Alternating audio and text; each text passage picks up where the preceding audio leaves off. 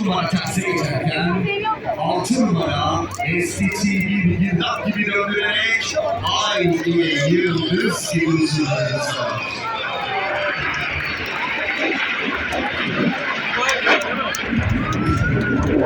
Bir dümdüz gidiyor, bittiğini gidiyor. Böyle.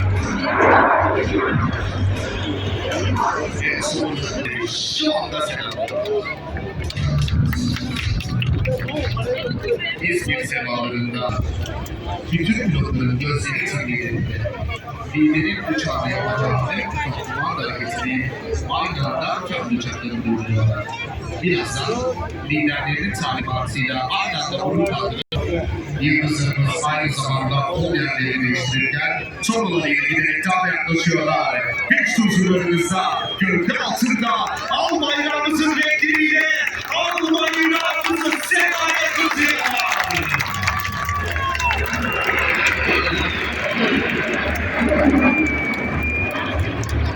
Keşke bu altın.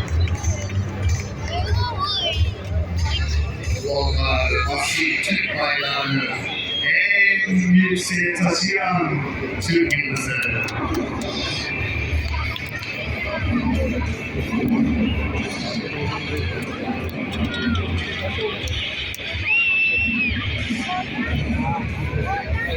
Uyum estetiği sonsuz kabiliyetle buluşmasını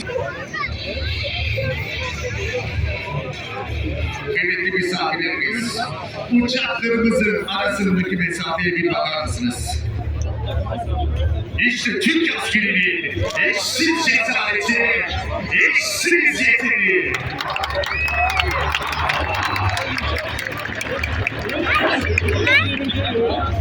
Tam terse geçilirken iki uç ve dört numaralar kanat uçları arası sadece 1 metre mesafede olan Eller.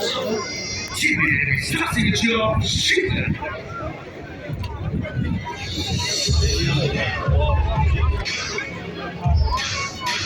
Çivilerimiz terseyken hep birlikte grup kaldırıyorlar.